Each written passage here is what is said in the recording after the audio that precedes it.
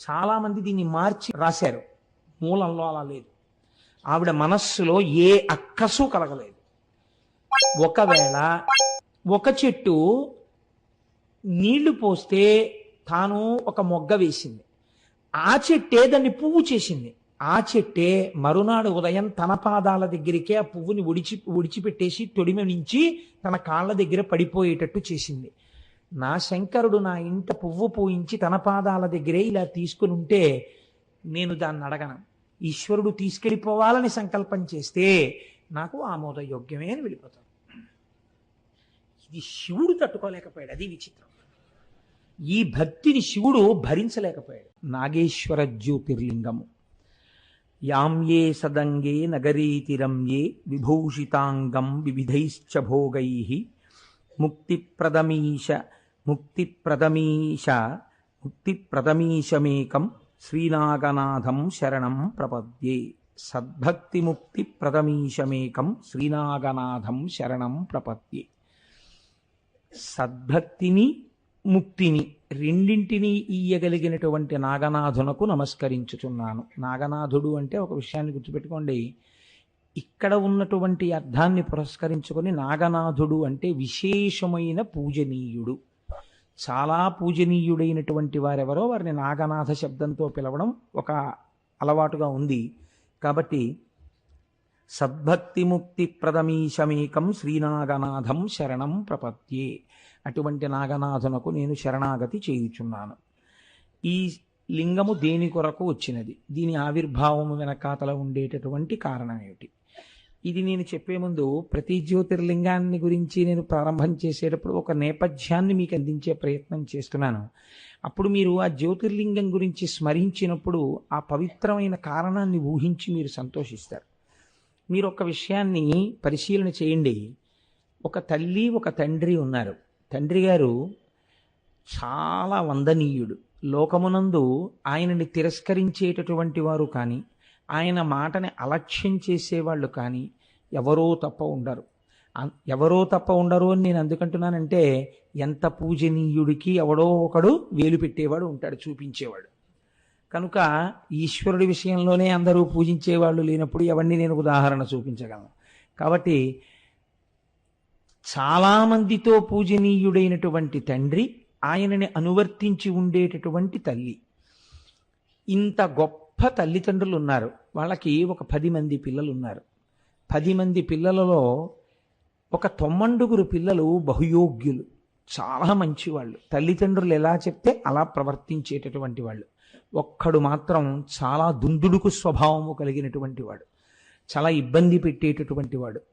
ఇప్పుడు తల్లిదండ్రుల మనస్సు ఈ పిల్లవాణ్ణి కేవలము చంపేద్దామని ఉంటుందా, లేకపోతే వాడు మా పిల్లాడు కాదండి అని చెప్పి వదిలిపెట్టేస్తారా, వాణ్ణి కూడా ఎలాగో అలా మారుద్దామనేటటువంటి ప్రయత్నం చేస్తారా? తల్లిదండ్రులు అన్నవాళ్ళు మార్చాలని ప్రయత్నిస్తారు కదండి. మీరు అందుకే చూడండి, శివతత్వమునందు ఒక చిత్రం ఉంటుంది. శివారాధనము రాక్షసులు చేస్తారు, శివారాధనం ప్రమదగణాలు చేస్తారు, శివారాధనం భూతప్రేతాది గణాలు చేస్తాయి, శివారాధనం మహాభక్తులు చేస్తారు, శివారాధనం జ్ఞానమును అపేక్షించినటువంటి వారు చేస్తారు, శివారాధనం ఐశ్వర్యం కావలసిన వాళ్ళు చేస్తారు, ఆపద పోవాలనుకున్న వాళ్ళు శివాభిషేకం చేస్తారు. శివారాధనము చేయనటువంటి వారు మీకు కనపడరు. సమస్త జగత్తునందు భూతప్రేతములు కూడా శివుణ్ణి ఆరాధిస్తాయి. ఎందుకు ఆరాధిస్తాయంటే వాళ్లే మరి తల్లిదండ్రులు లోకానికి. జగత పితరౌ వందే పార్వతీ పరమేశ్వరౌ. దారి తప్పిన బిడ్డలు వాళ్ళు, దారిలో ఉన్న బిడ్డలు కొంతమంది. అంత మాత్రం చేత వాళ్ళు బిడ్డలు కాకుండా ఎలా పోతారండి?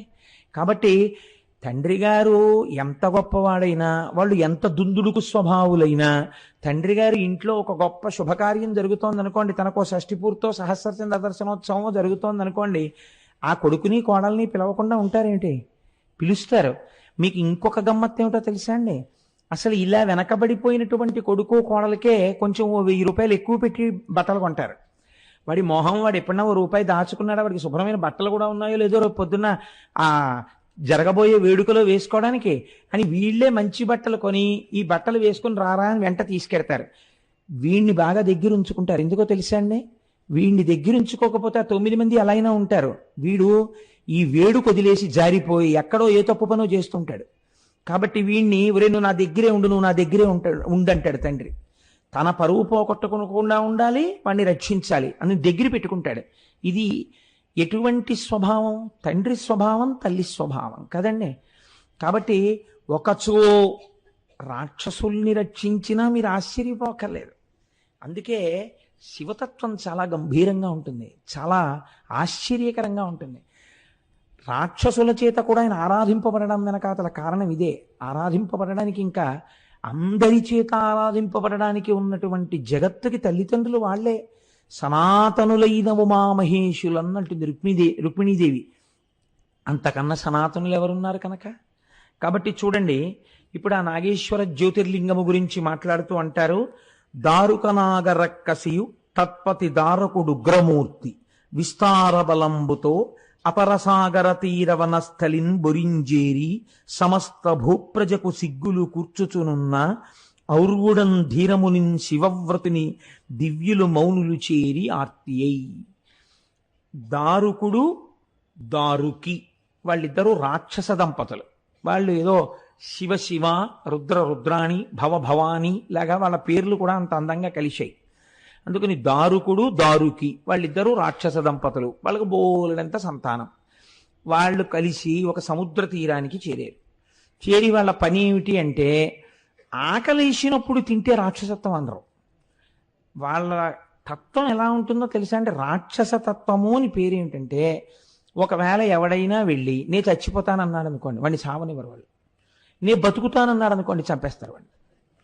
అంటే అవతల వాడి మనస్సుకి ఏది ఖేదము కల్పిస్తుందో అది చేసేవాడే రాక్షసుడు.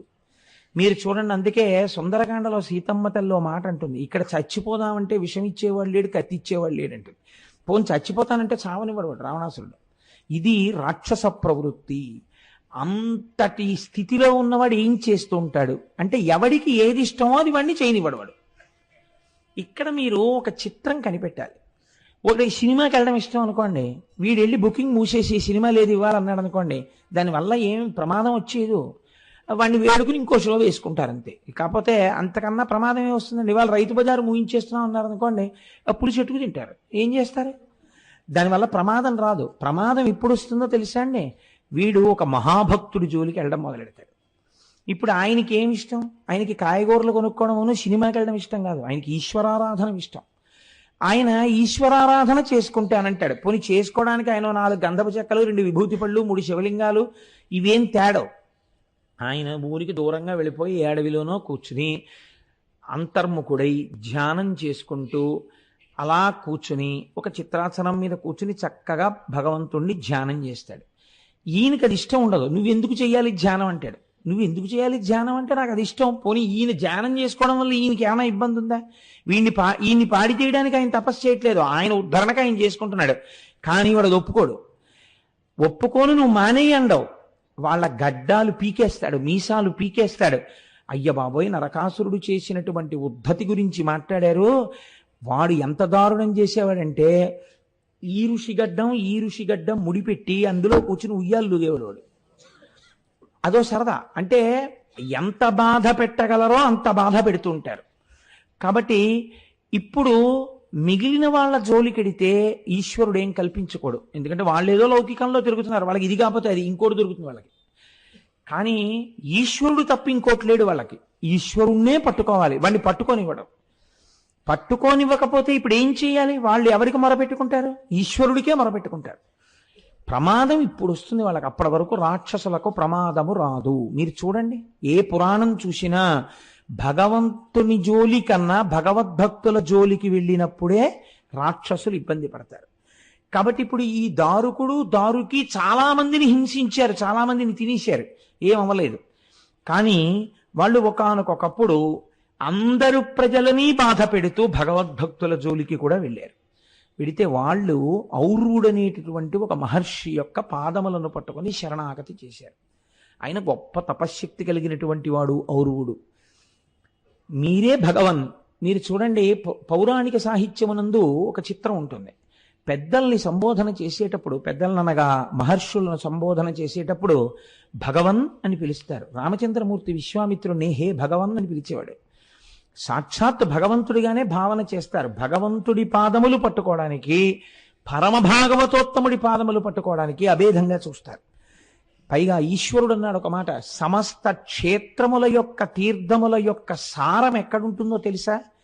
పరమభాగవతోత్తముల పాద ధూళి యందు ఉంటుంది. వాళ్ళకి నమస్కరించినప్పుడు ఆ పాదధూళి తల మీద పడితే వాడు భూమండలంలో ఉన్న క్షేత్రాలన్నీ దర్శనం చేసిన ఫలితం వేస్తున్నాను అన్నాడు. కనుక ఇప్పుడు వాళ్ళు ఔరువ మహర్షి దగ్గరికి వెళ్ళారు. వాళ్ళకి ధర్మ సూక్ష్మం తెలుసు కాబట్టి. ఎందుకు వెళ్ళాలి ఔరువుడి దగ్గరికి? ఏం భగవంతుడికి మొరపెట్టచ్చుగా? మొరపెట్టే అవకాశం వాళ్ళు ఇవ్వరు. మొరపెట్టడానికి ఎక్కడో నించోవాలి కదండి. వీళ్ళందరూ కలిసి మీటింగ్ పెట్టుకున్నారని తెలియగానే వాళ్ళు వచ్చేస్తారు.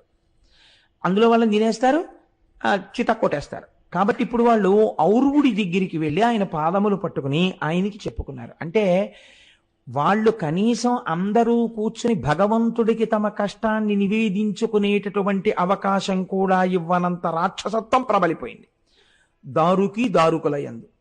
వాళ్ళు వెళ్ళి ఔరువుడితో చెప్పారు, వలతివి నీవు రక్కసుల పాల్పడనీక జనంబునేల, నీ వలన భయంబు బాపికొన వచ్చితి మిందరమన్ననాతడున్, కలులగు దానవాధములు కల్మషమారసి దైత్యులీ ధరాతలమును బాసి వీరుకడ తాము చెరింతురుగాక వికరన్. వాళ్ళు వాళ్ళ ఉద్ధతిని మార్చుకుని మంచిగా జీవితం గడిపారా సరే, వాళ్ళ ప్రవృత్తిని మార్చుకోలేమనుకున్నప్పుడు వాళ్ళు భూమండలం మీద ఎక్కడా ఉండకూడదు. భూమండలం మీద ఎక్కడైనా రాక్షస ప్రవృత్తి కలిగినటువంటి వాడు కానీ ఉన్నాడా, ఉత్తర క్షణం వాడు మరణిస్తాడు. ఇదే నా శాపం అన్నాడు. పూర్వం ఋషుల యొక్క తపశ్శక్తి అలా ఉండేదండి. ఎంతమంది చచ్చిపోవాలి అంటే ఆయనకు అనవసరం. ఆయన తపశ్శక్తి అంతే. చేతిలోకి నీళ్లు తీసుకుని సంకల్పం చేసి విడిచిపెట్టేశాడంటే ఇంకా దాన్ని వెనక్కి తీయడం ఎవరి తరం కాదు. ఈశ్వరుడు కూడా ఒక్కొక్కచో బ్రాహ్మణ వాక్కుని వెనక్కి తీయలేక ఔదల దాల్చవలసి వచ్చింది. మీరు చూశారు కదా, చంద్రుడికి దక్షుడు శాపం ఇస్తే ఆ శాపాన్ని తీయలేదు. నీకు క్షయ వచ్చినా ఇబ్బంది లేకుండా నీకు కళలు తగ్గుతాయి, కళలు పెరుగుతాయి, నా శిరస్సు మీద పెట్టుకుంటానన్నాడు అంతే శివుడు. కాబట్టి తపశ్శక్తి కలిగినటువంటి వాడి యొక్క వాక్కు చాలు బ్రహ్మాస్త్రమై కూర్చుంటుంది. కనుక ఇప్పుడు ఆయన ఏమన్నాడు అంటే, మిమ్మల్ని ఇంత బాధ పెడుతున్నారు కనుక, ఆయనకేదో కోపం, వాళ్ళ మీద పక్షపాతం, వాళ్ళ మీద కోపం లేవు, నిష్కారణంగా బాధ పెడుతున్నారు కనుక, మీ పని మిమ్మల్ని చేసుకోనివ్వట్లేదు కనుక. అంటే మీరు ఒక్కటి గమనించండి, పూర్వం వాళ్ళు ఇంత కష్టపడి చేసుకున్న తపస్సు దేని కొరకు వినియోగించేవారు అంటే లోక సంరక్షణార్థం వినియోగించారు వాళ్ళు. కాబట్టి ఇప్పుడు ఆయన శాపవాక్యాన్ని విడిచిపెట్టాడు. భూమండలం మీద ఎక్కడైనా రాక్షసులు కాని నివసిస్తే వాళ్ళు మరణిస్తారు. అయితే ఒక్క భేదం ఉంటుందండి. నేను ఇత పూర్వం ఒకసారి స్పృశించాను ఈ విషయాన్ని ఈ ప్రసంగాల్లోనే. ఇతర యుగాల్లో రాక్షసులు ఆకృతి చేత తెలియబడ్డారు. ఎప్పుడైనా వాళ్ళు కామరూపులై రూపాన్ని మార్చుకుంటే తెలియదు తప్ప, లేకపోతే మాత్రం వాళ్ళు తెలిసిపోతారు. మనుష్య రూపాల కన్నా రాక్షస రూపాలు భిన్నంగా ఉంటాయి. కానీ కలియుగంలో వచ్చినటువంటి పెద్ద ప్రమాదం ఏమిటంటే, రాక్షసులందరూ చిత్తవృత్తులై లోపలికి వెళ్ళిపోతారు. అందరూ ఒక్కలాగే ఉంటారు. మీకు ఎవడు రాక్షసుడో ఎవడు మనుష్యుడో మీరు భేదాన్ని పసిగట్టలేరు. చిత్తవృత్తుల చేత లోపలుంటాయి. వాడు అదును చూసి కాటు వేస్తాడు. అప్పటి వరకు వాడు పరమసాత్వికుల్లా ఉంటాడు. దంభము చేత మీరు పసిగట్టలేరు. ఎవడు మంచివాడో ఎవడు చెడ్డవాడో మీరు పసిగట్టలేని స్థితి. కలియుగంలో ఈ అధికారం వాళ్ళకి ఇవ్వబట్టే వాళ్ళు ఒక్కొక్కచో చేయరాని పనులు చేయగలిగినంతగా కొన్ని పవిత్ర ప్రదేశములలోకి కూడా ప్రవేశించగలుగుతారు. ఇది కలియుగంలో ఉండేటటువంటి లక్షణం. కాబట్టి ఇప్పుడు ఏమైంది అంటే, బాహ్యంలో రాక్షసులు తెలుస్తారు ఆ యుగంలో. కాబట్టి రాక్షసులు భూమి మీద ఉండకూడదు అన్నాడు. ఇప్పుడు చిత్తవృత్తులతో సంబంధం లేదు. ఇదే కలియుగం అయితే అందరూ పడిపోతారు, ఎవరో ఒకరో ఇద్దరో మిగులుతారు. కాబట్టి ఏమైంది, ఈ రాక్షసులందరికీ ప్రమాదం వచ్చింది. ఈ వార్త తెలిసింది రాక్షసులకి. ఒరే అసలు మనం అందరం భూమండలం మీద ఉండకూడదు సార్. ఇప్పుడు ఎలా మొదటికి మోసం వచ్చింది అంటారు చూసారా, అది జరిగింది. వాళ్ళకి ఏమిటి ఉండాలి, వాళ్ళకి పోన్లేరా ఇక్కడ కాకపోతే ఇంకో చోటుకు పోయి ముక్కు మూసు కూర్చుంటాం అనుకోవడానికి వాళ్ళు అలా ఉండరు. వాళ్ళ జీవితం దేంతో ఉంది, ఇంకోన్ని బాధ పెట్టడంతో ఉంది వాళ్ళకి. బాధ పెట్టడానికి ఎవరు ఉండాలి వాళ్ళకి? రాక్షసులకి రాక్షసులు ఉంటే బాధ ఎలా పెడతారు? మనుష్యులు దొరకాలి వాళ్ళకి, బాగా ఏడిచే వాళ్ళు ఉండాలి, నిత్యం ఆర్తనాదాలు వినపడుతుండాలి వాళ్ళకి, అప్పుడు వాళ్ళు సంతోషంగా పడుకుంటారు. కాబట్టి ఇప్పుడు మనకి మన బతుకులు ఎలా పెడతాయిరా అని వాళ్ళు బెంగెట్టుకున్నారు. బెంగ పెట్టుకుని ఆలోచన చేస్తుంటే దారుకి ఒక మాట చెప్పింది.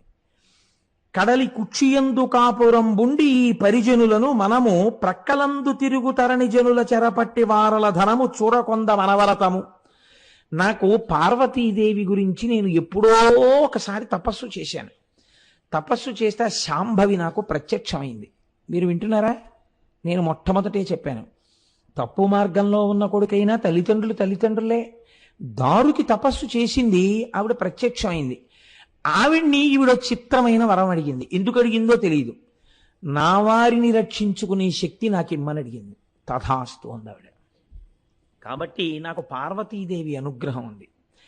నేను రక్షించుకోగలను, ఎక్కడైనా పెట్టి బతికించగలను.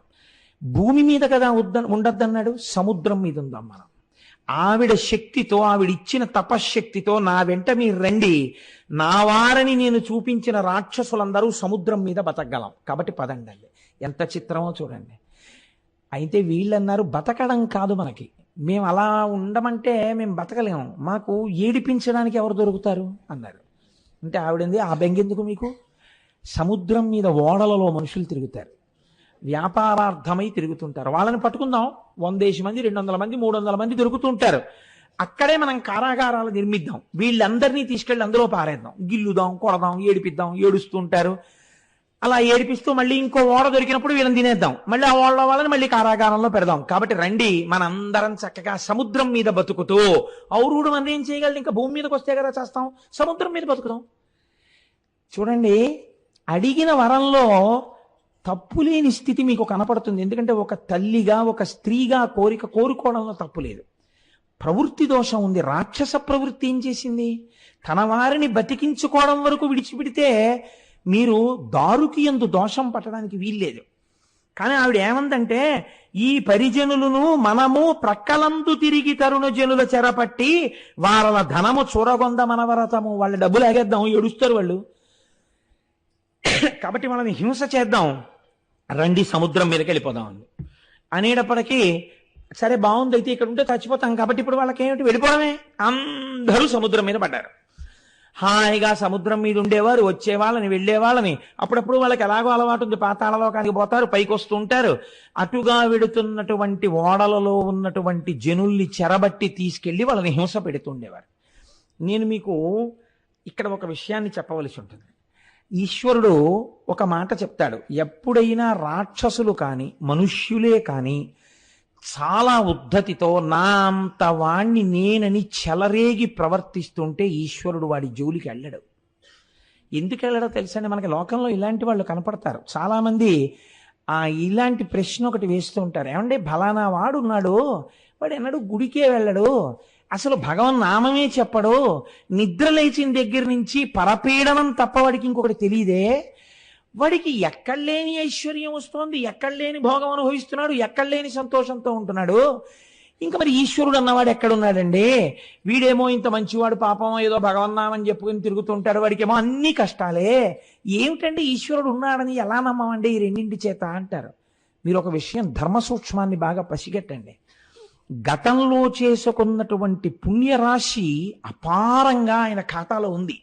అది ఈ జన్మలో ఏమైపోతుందంటే ఖర్చే అవుతోంది. ఇలా పెట్టింది లేదు, ఈశ్వరుడి దగ్గరికి వెళ్ళింది లేదు, తిరిగి ఖాతాలో పడింది లేదు.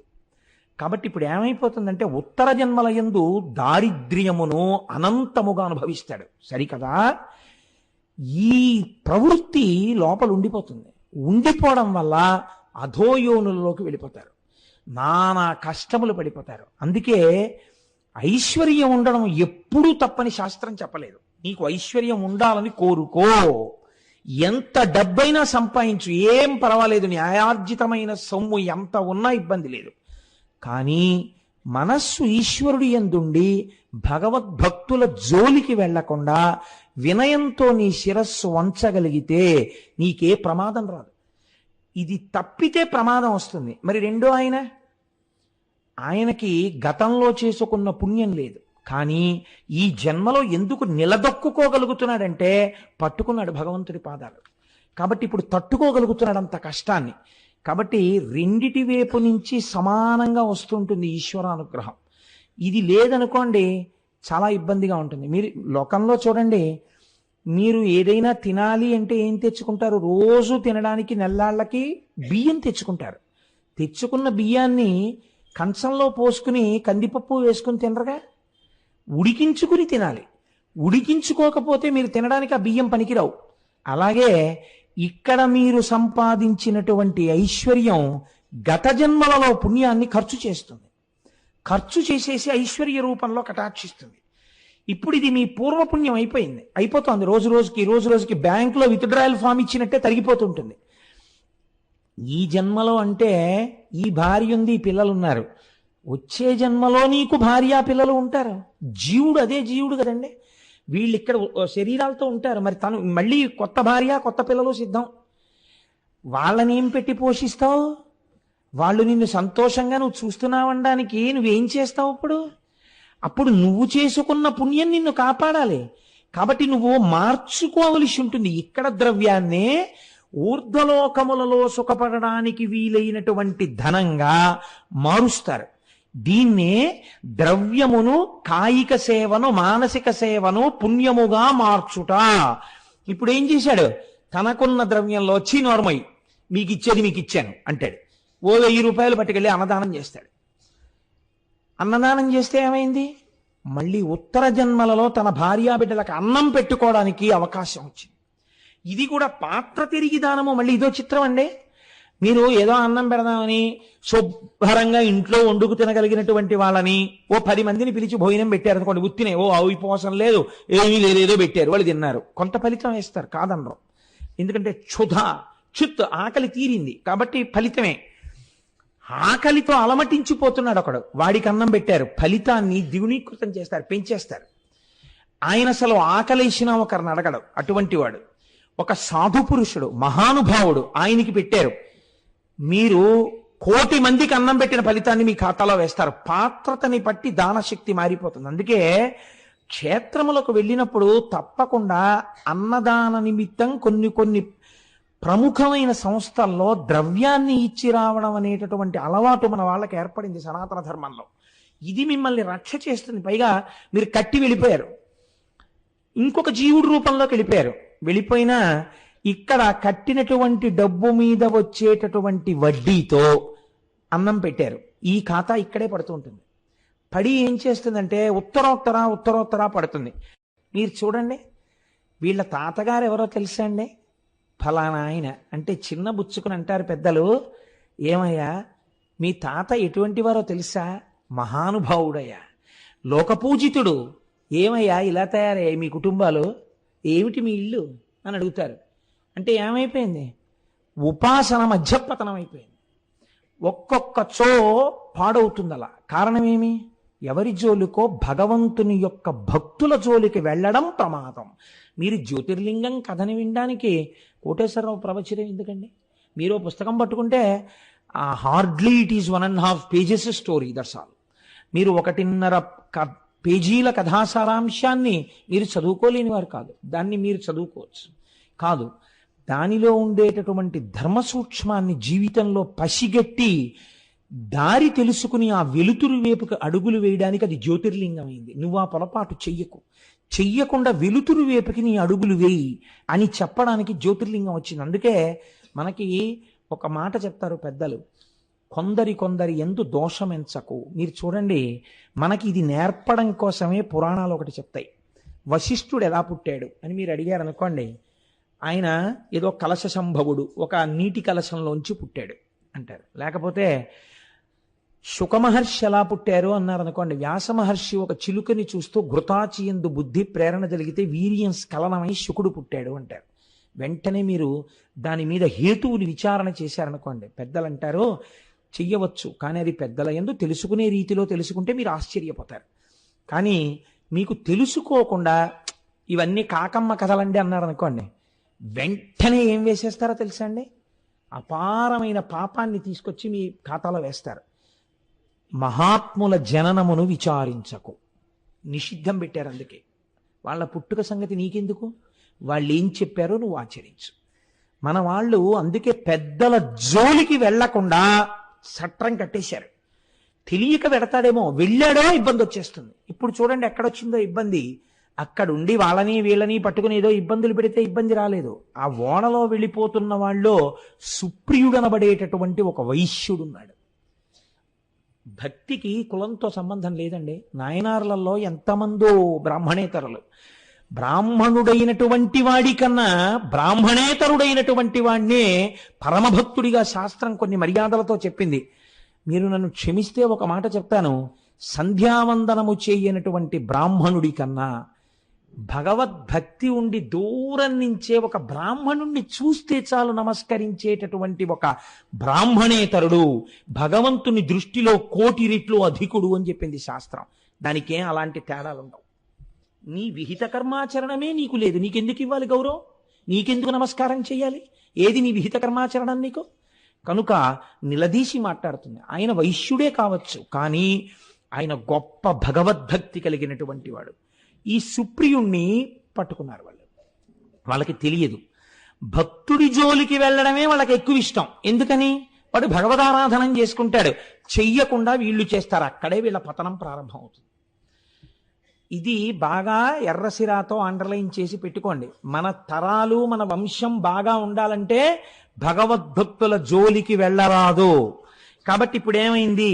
బందిగ నుంచి దాసజన వర్గముతో ధనమున్ హరింపగా బందిన వైశ్యుడుండి శివభక్తిని మానక పార్థివేశ పూజంతకు సల్పుచుండ ధనుజ ప్రభుడారసి వచ్చి వేగ ఈ చందముమాను నిట్టి నెడజాడ తలంచిన త్రుచివేశదన్.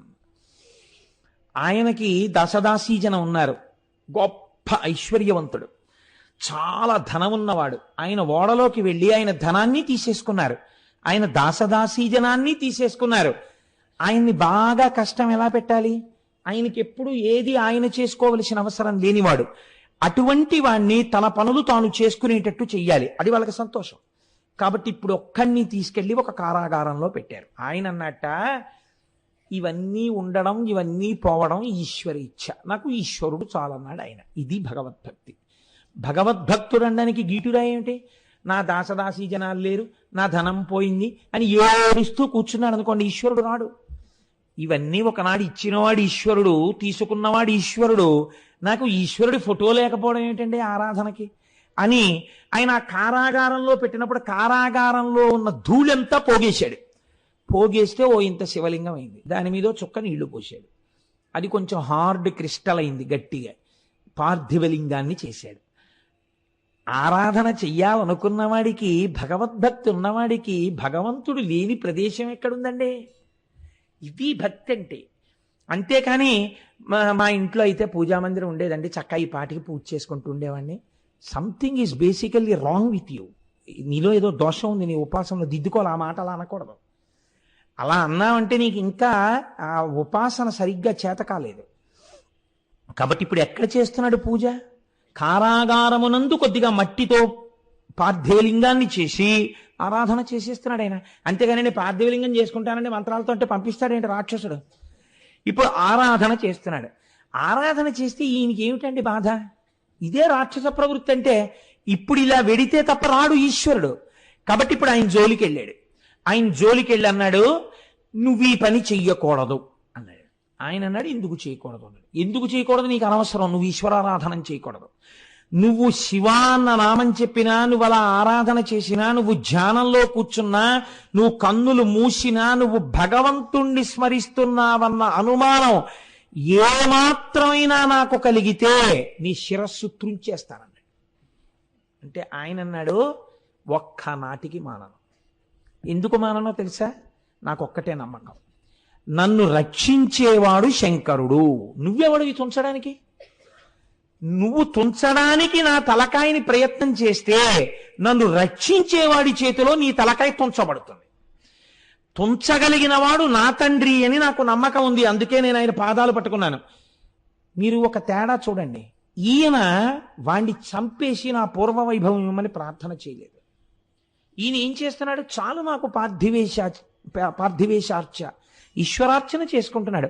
ఇప్పుడు వద్దంటే అంటున్నాడు. మీరు భక్తికి ఎటువంటి భక్తుడు జోలికెడితే ఈశ్వరుడు వస్తున్నాడో మీరు గమనించండి. అంతేగాని ఏదో మా ఇంట్లో కూర్చుని కాసేపు పూజ చేస్తే ఆ మటకా నా కోసం ఈశ్వరుడు వచ్చేస్తాడండి ప్రతిజ్ఞ చేస్తానంటే కుదరదు. మీకు ఈ స్థాయి భక్తి ఉండాలి, అది పెంచుకోవాలి మీరు క్రమక్రమంగా. కాబట్టి ఇప్పుడు ఏమైంది, నన్ను రక్షించేటటువంటి వాడు రక్షించి తీరుతాడు. నా రక్షణ వాడి యందున్నది కాబట్టి నేను ఇదే మీకు చెప్పింది.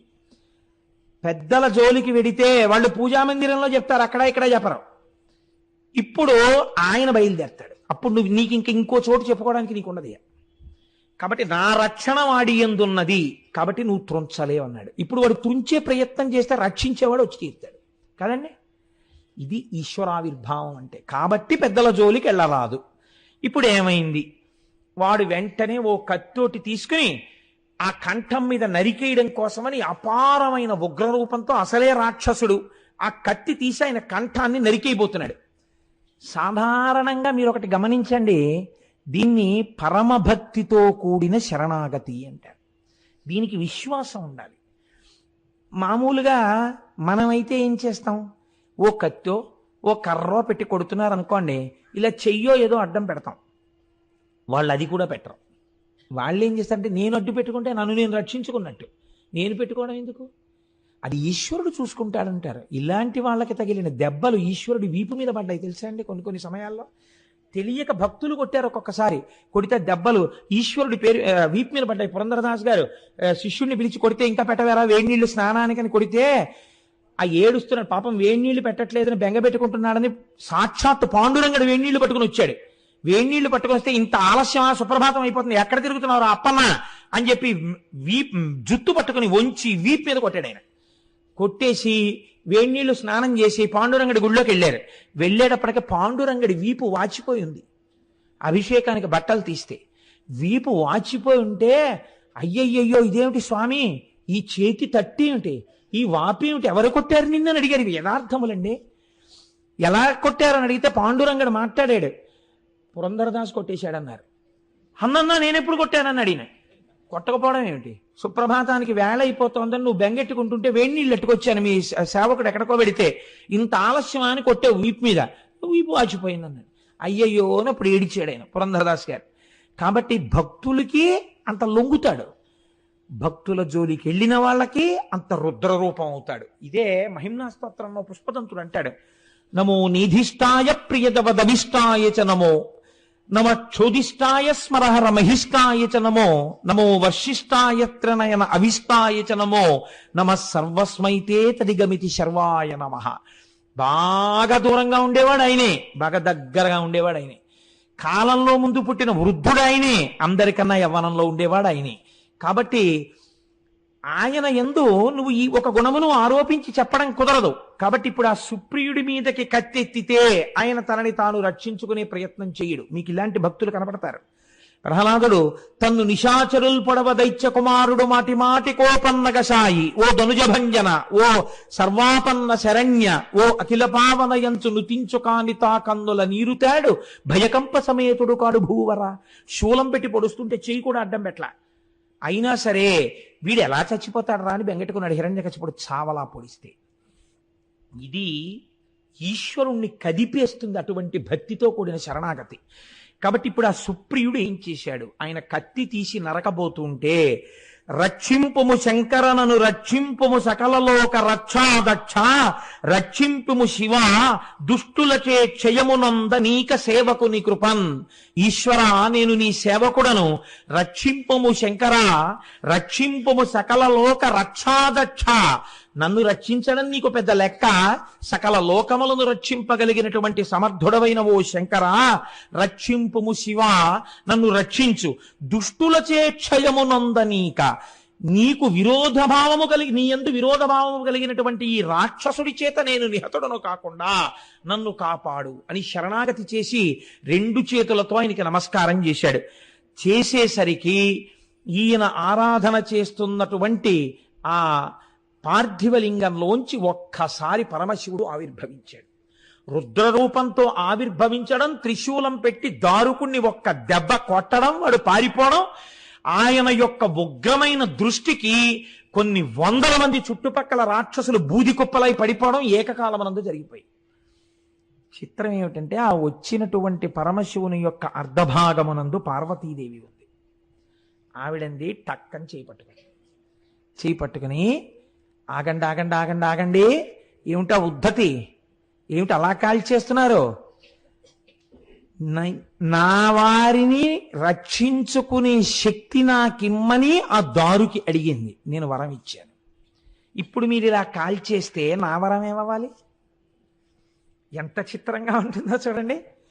అమ్మ ఇటు భక్తుణ్ణి రక్షించారుగా, ఆవిడ నాకు భక్తురాలైంది, ఆవిడ నన్ను శరణు వేడింది, తపస్సు చేసింది, నేను వరం ఇచ్చాను. ఇప్పుడు మీ రక్షణ వలన నా వరము వమ్మైపోతే అప్పుడు నేనేమవ్వాలి? నేను మీరు ఒకటే, మన ఇద్దరమని లేంగా, మన ఇద్దరి మనస్సు ఒకటేగా.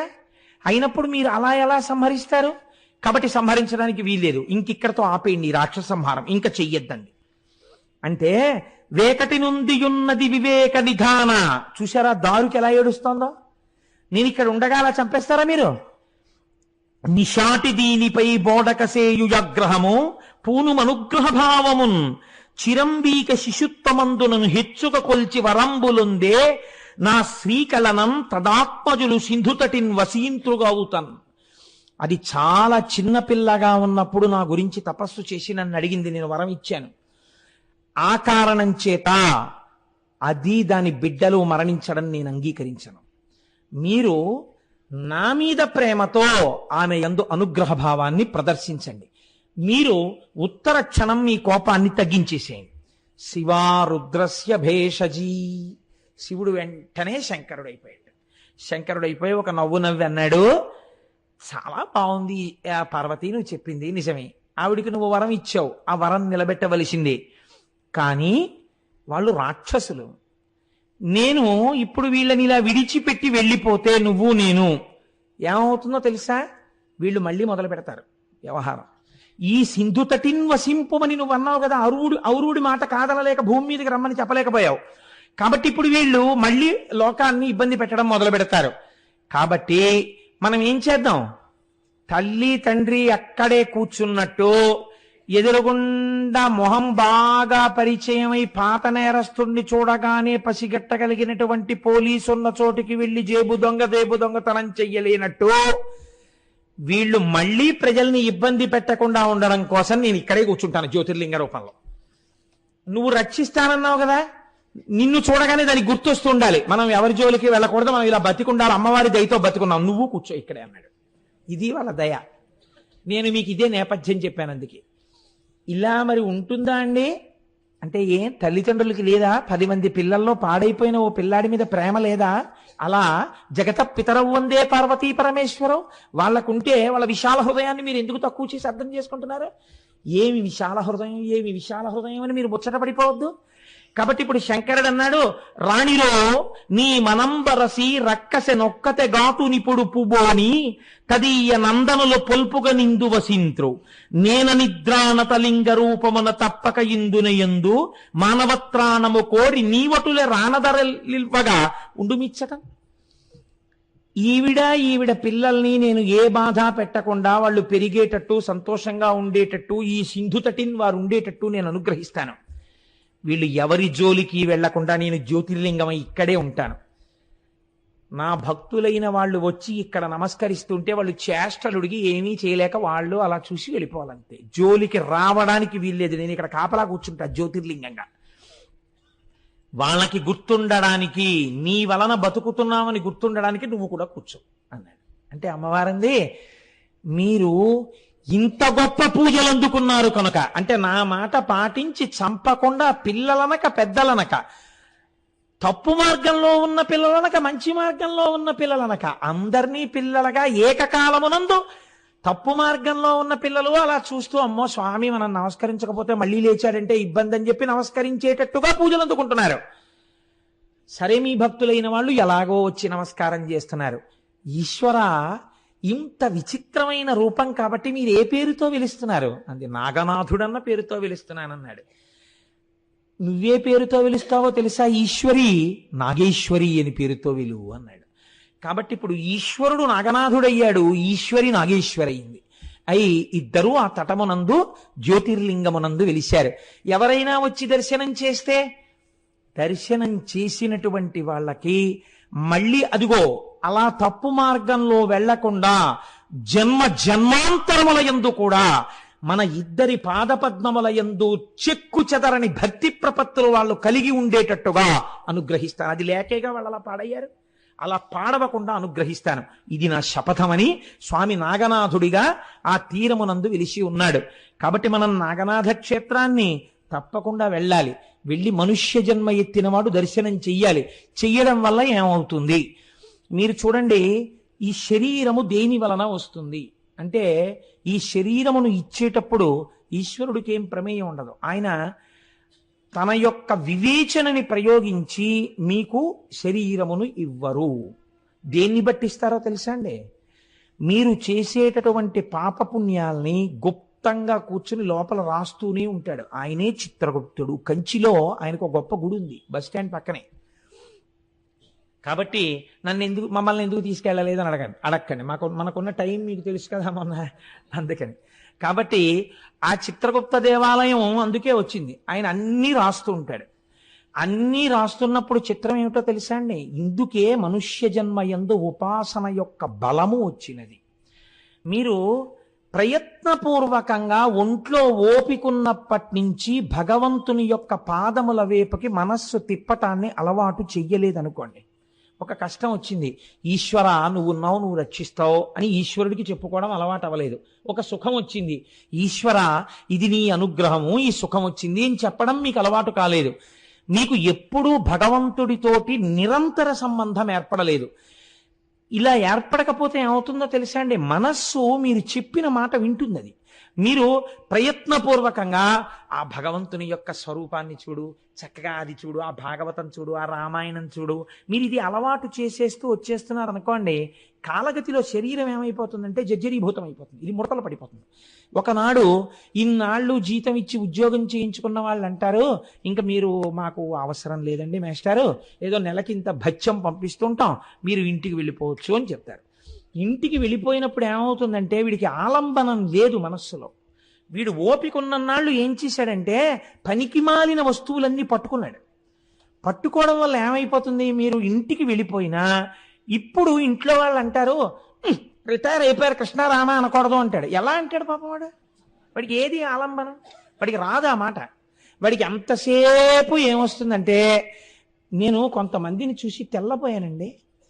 ఉపన్యాసం అంతా విన్న తర్వాత మీరు వాళ్ళని పలకరిస్తే, ఇవాళ చెప్పిన దాంట్లోనండి ఈ మాట ఎంతనే చేత కానివాడినైనా ఎక్కడో అక్కడ ఏదో ఒక మాట హృదయాన్ని స్పృశించగలిగి ఉండాలి కదండి. ఆర్ద్రత కలిగిన గుండె అయితే వెంటనే ఏమో నీకు గుర్తుందా, ఫలానా అప్పుడు వాడు ఉండేవాడు, వాడు వచ్చాడా ఇవాళ, కాసేపు మాట్లాడుకున్నాం, ఎంత సంతోషంగా గడిపానోనయా అని చెప్పేసి అసలు ఈ ఈశ్వర సంబంధం గురించి వాళ్ళ నోటి వెంట ఏ మాట రాదు అసలు. అంటే వాళ్ళు ఇక్కడ కూర్చున్నా వాళ్ళ మనస్సు వేరొక దాన్ని పట్టుకుని ఉంటుంది. కూర్చుంటారు, అది కూడా కొంత పుణ్యమే అనుకోండి, ఏదో కాయికంగా రావడం. కాబట్టి అలాంటి వాళ్ళు ఈ సభలో లేరు నాకు తెలుసు. ఇక్కడికి వచ్చిన వాళ్ళు పుణ్యాత్మలే. కాబట్టి అలాంటి వాడు ఎవరైనా ఉంటే నేను ఒకనే ఉన్నానేమో. కాబట్టి ఇప్పుడు ఏమవుతుంది, మనస్సుకి ఆలంబనం దొరకకపోతే ప్రమాదం ఎక్కడొస్తుందో తెలుసా అండి? ది లాస్ట్ జడ్జిమెంట్ ఒకటి ఉంటుంది. ఆఖరి ఊపిరి వదిలిపెట్టేస్తుంటాడు. అది వదిలిపెట్టిన ఊపిరి అవ్వచ్చు, తీసిన ఊపిరి అవ్వచ్చు. ఆ తీసిన ఊపిరి మళ్ళీ వదలకపోవచ్చు, వదిలిన ఊపిరి తర్వాత ఇంకా తీయకపోవచ్చు. కాబట్టి మృత్యువు సన్నిహితంగా ఉంది. ఇప్పుడు వదిలిపెట్టేసే ముందు మనస్సు దేని మీద ఆధారపడుతుందో తెలుసా అండి? ఊపిరి మీద ఆధారపడుతుంది. ఊపిరి మీరు తీస్తే మనస్సు కదులుతుంది, ఊపిరి తీయకపోతే మనస్సు ఆగిపోతుంది. అందుకే ప్రాణాయామం చేస్తే మనస్సు నిశ్చలంగా ఉంటుంది. అందుకే పూజ చేసేటప్పుడు ప్రాణానాజంజ అని అంటే మనం ముక్కు పట్టుకుని వదిలేస్తాం. ముక్కు పట్టుకోమని కాదు, ప్రాణాయామం చేయమని. అనారోగ్యంతో ఉన్న వాళ్ళు కూడా లఘు ప్రాణాయామం చెయ్యాలి అని శాస్త్రం. కాబట్టి మీరు ప్రాణాయామం చేయగానే మనసు నిశ్చలంగా నిలబడుతుంది. అలాగా అప్పుడు నిలబడిన మనస్సుతో మీరు ఈశ్వరుణ్ణి ఆరాధించాలి. ఇప్పుడు ఏమవుతుంది, వీడికి పూర్వం అలవాటు లేదు, మనస్సు పట్టుకోలేదు. కానీ ఇప్పుడు ఇది ఆగిపోతోంది. ఊపిరి ఆగిపోతున్నప్పుడు ఆ మనస్సు అలా నిలబడిపోతుంది. నిలబడిపోయేటప్పుడు ఇది ఏం చేస్తుందంటే బతికిన నాళ్లలో బాగా భావనా వ్యగ్రతతో దేన్ని పట్టుకున్నాడో, ఏది పట్టుకోవడానికి మనస్సు బాగా అలవాటు పడిందో దాన్ని ప్రొజెక్ట్ చేస్తుంది, దాన్ని చూపిస్తుంది. ఎందుకని? మీరు దానికి అలవాటు చేశారు, అది బాగా, అది మైనం ముద్ద, దాని మీద మీరు ఏ మూస పెడితే ఆ ముద్ర వేస్తుంది. ఇప్పుడు దాన్ని పైకి తీసుకొస్తుంది. ఒక ఉదాహరణకి నేను మీకు, అంటే మార్కండేయ పురాణంలోంచి దీన్ని అనుసంధానం చేస్తున్నాను. ఐశ్వర్యం మీద భ్రాంతి ఉండిపోయింది ఒక ఆయనకి. ఇంత డబ్బుంది, ఇన్ని భూములు ఉన్నాయి, ఈ కాగితాలు అక్కడిట్టాను, ఈ బంగారం ఎక్కడిట్టాను, దీనికి తెలుసో తెలీదో, ఏమైపోతాయో, పిల్లలు పాడు చేస్తారో, బుర్ర నిండా డబ్బు గురించి ఆలోచిస్తూ ఆగిపోయింది. ఎందుకంటే దాని గురించి ఆలోచించాడు బతుకంతా. ఆగిపోతే ఈశ్వరుడు ప్రమేయం పెట్టుకోడండి.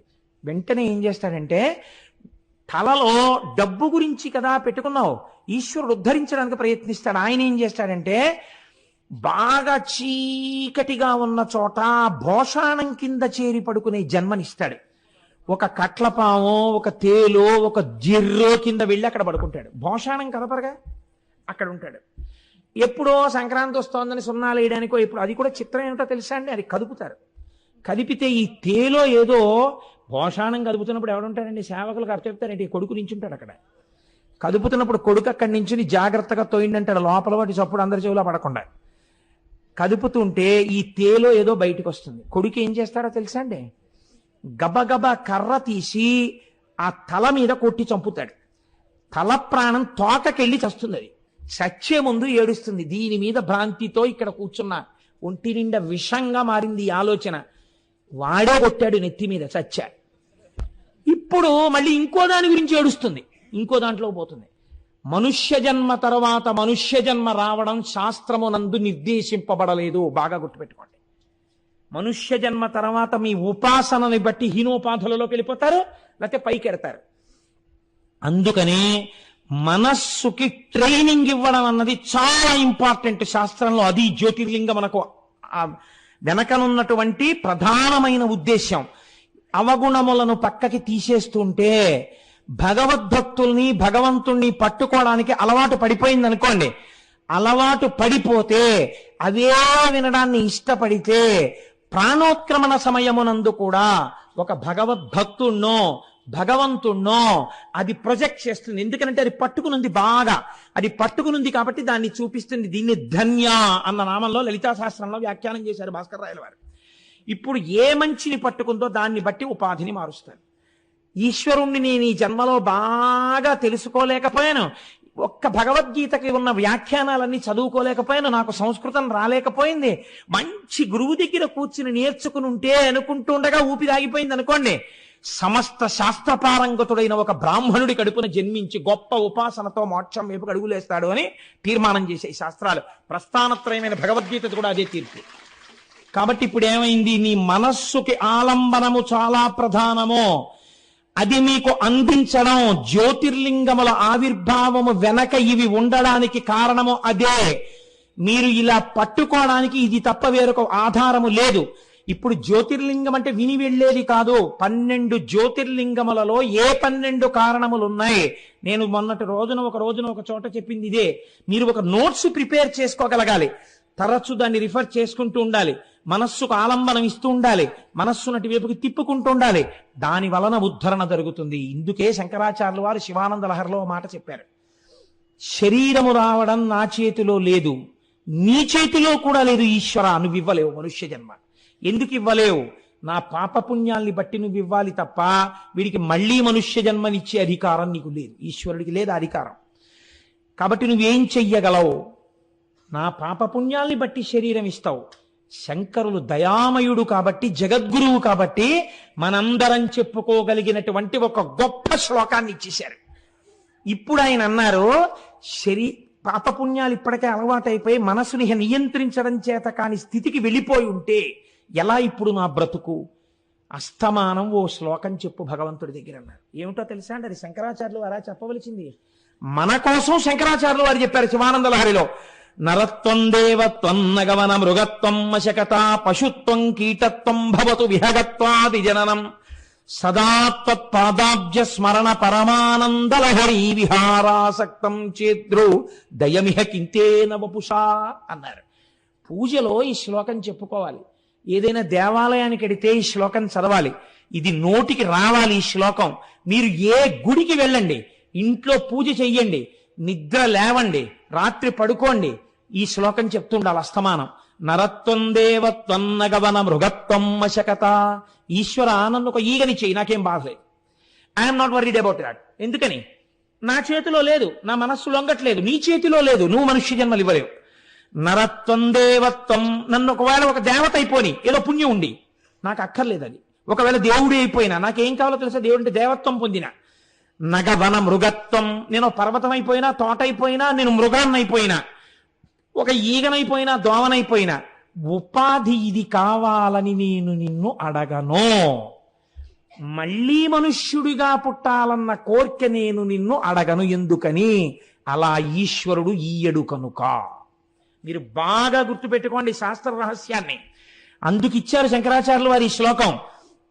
నగమన మృగత్వం మశకత పశుత్వం కీటత్వం భవతు విహగత్వాది జననం. గ్రద్దనై తిరిగినా నాకు బాధ లేదు. నాకేం కావాలి? ఏ ఉపాధిలో ఉన్నా జీవుడదే కదా ఉంటాడు. నాకేం కావాలో తెలుసా? సదా పాదాబ్జస్మరణ పరమానందలహరీ విహారాసక్తం. ఎప్పుడు నీ పాదపద్మములను తలుచుకుని మురిసిపోయి ఆనందమునందు రమించేటటువంటి అదృష్టాన్ని నాకు ఇయ్యి. మీరు చూడండి, కుక్కలకి నక్కలకి కూడా నాలుకుంటుంది, రసేంద్రియం అని పిలవరు దాన్ని. మనుష్యులకున్న నాలుకను రసేంద్రియం అని పిలుస్తారు. రసేంద్రియం అంటే రుచులు చూడడం కోసం రసేంద్రియం కాదు. భగవంతుని యొక్క నామ వైభవమును, ఈశ్వరుని యొక్క గుణముల రసమును గ్రోలి అందుచేత మత్తెక్కిపోయి చెప్పకుండా ఉండలేక ఈశ్వరనామము చెప్పి ఈశ్వరునిలో ఉన్న రసమెరిగినటువంటి స్థితి కాబట్టి, దాని వలన పలుకన నాలిక కాబట్టి ఇది రసేంద్రియమైంది. రుచులు చూడ్డానికి ఉపయోగపడిన నాలుక కాదు. ఈశ్వరనామం చెప్పడానికి ఉపయోగపడిన నాలుక రసేంద్రియం. కాబట్టి ఇప్పుడు ఏమైంది? కాబట్టి ఈశ్వర నాకు ఉపాధితో సంబంధం లేదు. ఎందులో ఉంటే ఇబ్బంది వచ్చింది? ఏ వేదంబు పఠించే లూత, భుజగం వేశాస్త్రములు సూచే, ఏ విద్యాభ్యాసమనర్చకరి, చెంచే మంత్రముహించే, బోధావిర్భావ నిదానముల్ చదువులయ్యా కాదు, నీ పాద సంసేవాసక్తియ కాక జంతు తతికిన్ శ్రీకాళహస్తీశ్వర. ఒక పాము మోక్షం పొందింది, ఒక సాలెపురుగు మోక్షం పొందింది, ఒక ఏనుగు మోక్షం పొందింది. మనుష్యులుగా పుట్టిన కోట్ల మందిలో ఎంతమంది పొందుతున్నారు? ఈశ్వరుడే చెప్పేశాడు భగవద్గీతలో. కొన్ని కోట్ల మందిలో ఒక్కడే నన్ను తెలుసుకుంటున్నవాడు, ఇతరులు నన్ను తెలుసుకోవట్లేదని చెప్పాడు. ఒక పాము ఈశ్వరుణ్ణి తెలుసుకోగలిగింది, నీకు ఉపాధితో సంబంధం ఏంటి? ఎంత గొప్ప మాట!